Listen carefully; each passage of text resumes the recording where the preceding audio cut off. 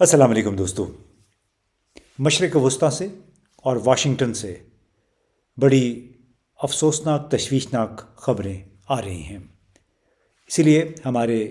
आज के शो के मौज़ूआत भी दो हैं। एक है डोनाल्ड ट्रंप की अमरीकी निज़ाम में बदनवानी के ख़िलाफ़ जारी जंग, और दूसरा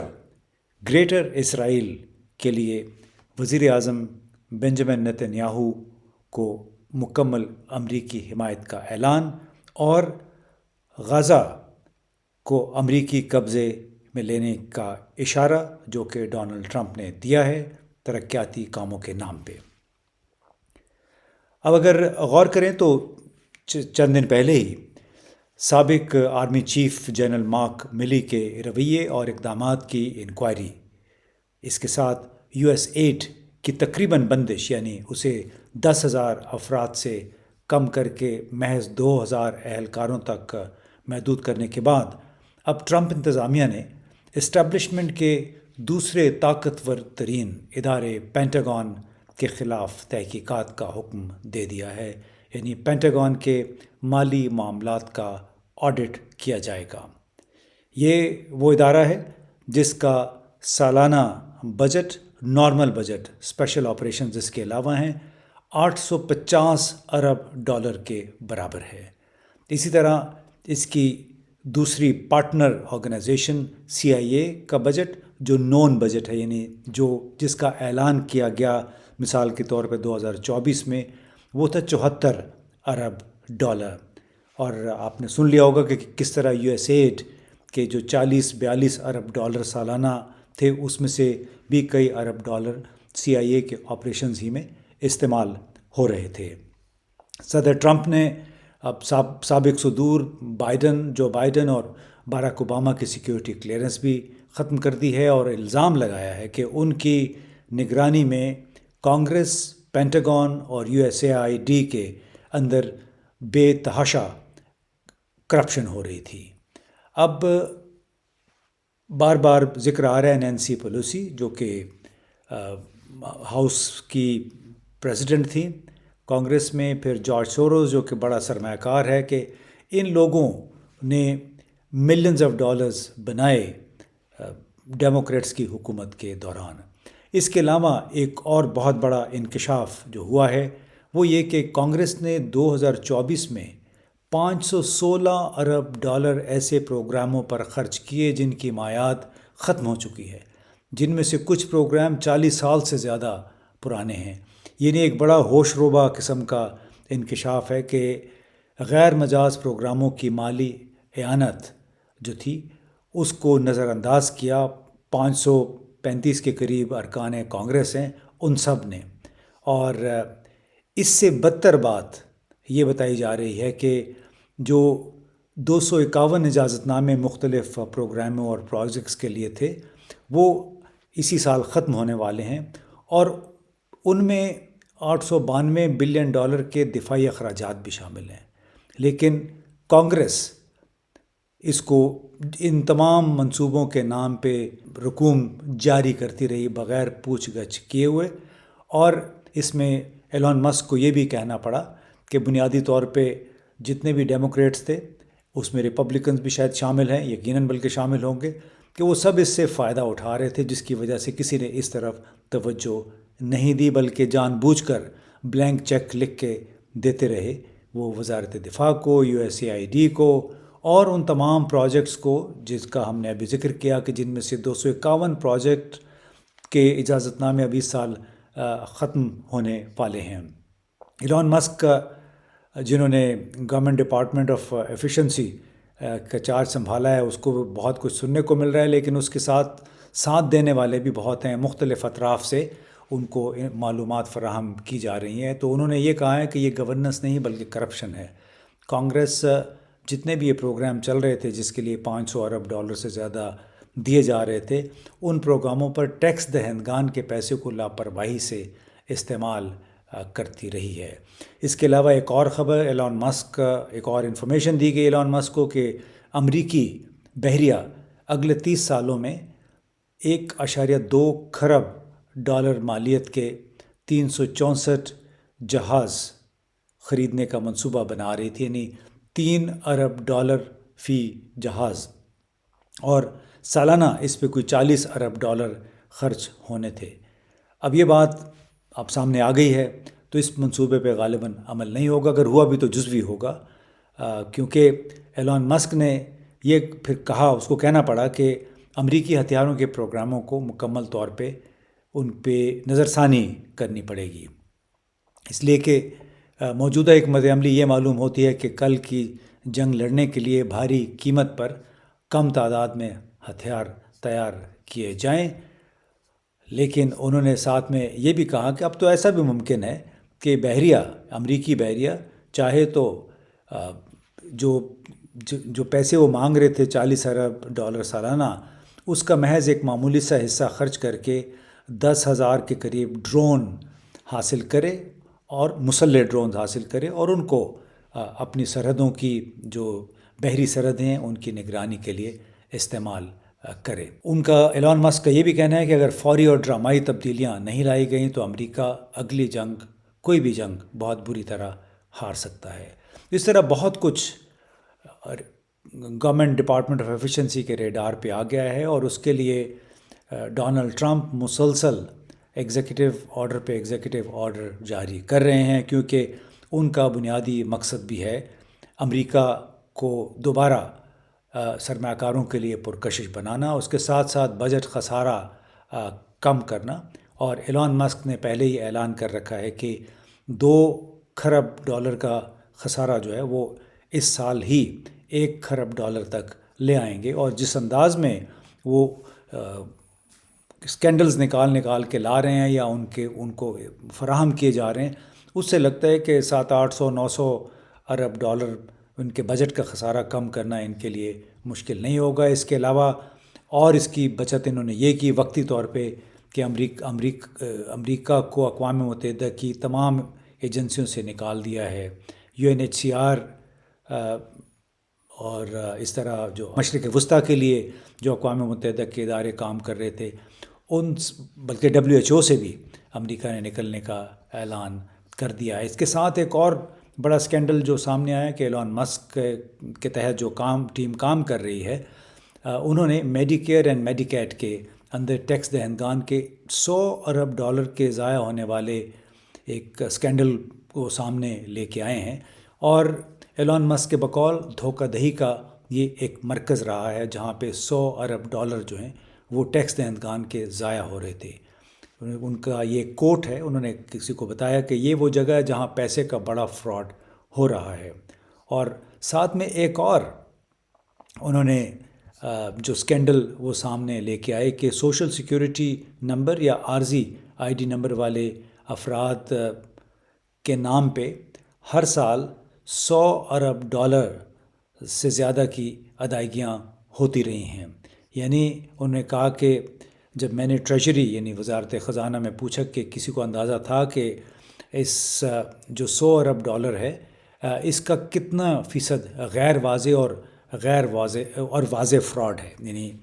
جو $100 ارب کی بات تھی کہ بالکل عارضی سوشل سیکیورٹی نمبر یا عارضی ID کارڈ والے لوگوں کے لیے $100 ارب سے زیادہ کی ادائیگیاں ہو رہی تھیں، تو ان کو یہ بتایا گیا کہ اس سے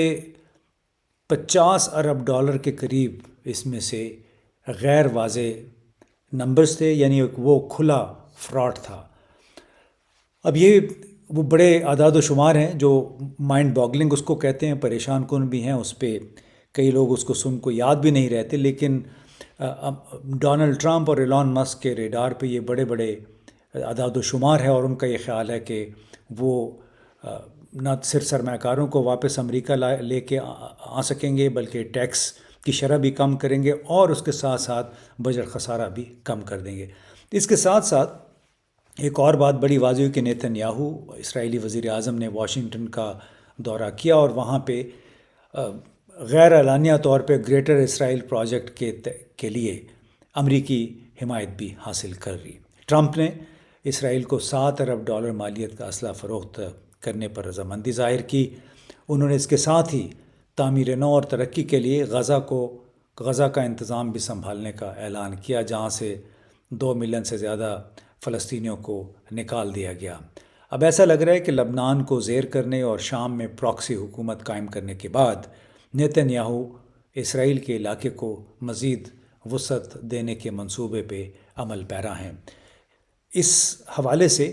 امریکہ کے بڑے نامی گرامی ماہر معاشیات اور اسٹریٹجک امور کے بھی بڑے ایکسپرٹ ہیں جیفری زاکس، انہوں نے حالیہ ایک انٹرویو میں یہ بات کی تھی گریٹر اسرائیل کی، یعنی عظیم اسرائیل کی۔ تو آئیے سنتے ہیں کہ جیفری زاکس نے کیا کہا۔ No, we're going to have Greater Israel, and we're just going to bash anybody that doesn't like it. What is Greater Israel? Greater Israel means either that Israel controls not only its geographic territory, but that it essentially controls or annexes the West Bank, the Golan Heights, which they've just enlarged, Gaza, and East Jerusalem. So everything that was captured in 1967, Netanyahu explicitly said, we're never giving that back. There are religious zealots, I would use even stronger terms, who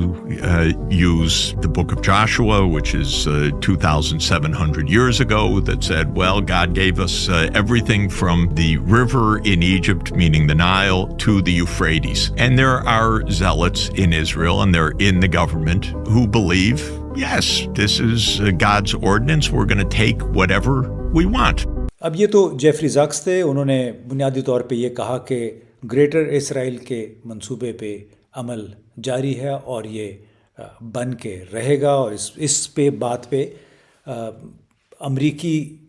رائے عامہ یا امریکہ کی دو بڑی جماعتیں ہیں وہ تمام متفق ہیں۔ تو گلوبل امریکی کیپٹل جو جوئش کیپٹل ہے، یعنی سرمایہ جو ہے، وہ اس وقت مکمل طور پہ سرگرم ہے اسرائیل کی سرحدوں کو مزید وسعت دینے کے لیے۔ اب نیتن یاہو نے واشنگٹن قیام کے دوران اسرائیلی چینل 14 کو ایک انٹرویو دیا۔ اس انٹرویو میں انہوں نے بڑے واضح طور پہ کہا کہ دو ریاستی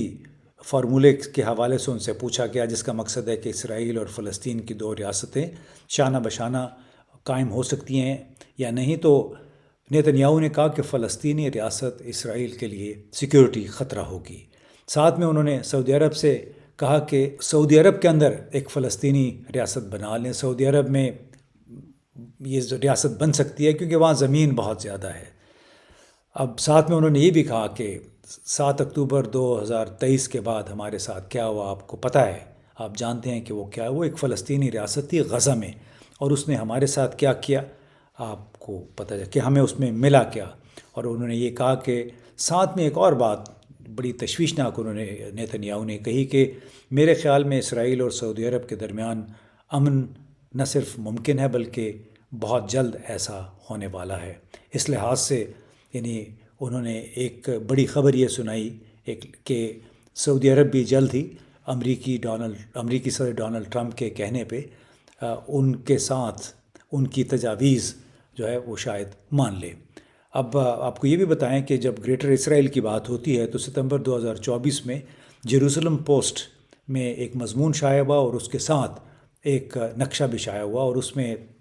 جتنے بھی لبنان، شام سے ملنے والے علاقے ہیں اسرائیل کے، ان سب کو اسرائیل کا حصہ دکھایا گیا تھا۔ یہ آرٹیکل 2-3 دن کے بعد پھر وہاں سے ہٹا دیا گیا کیونکہ بہت شک پیدا ہو گیا تھا کہ 7 اکتوبر 2023 کو حماس نے جو کارروائی کی،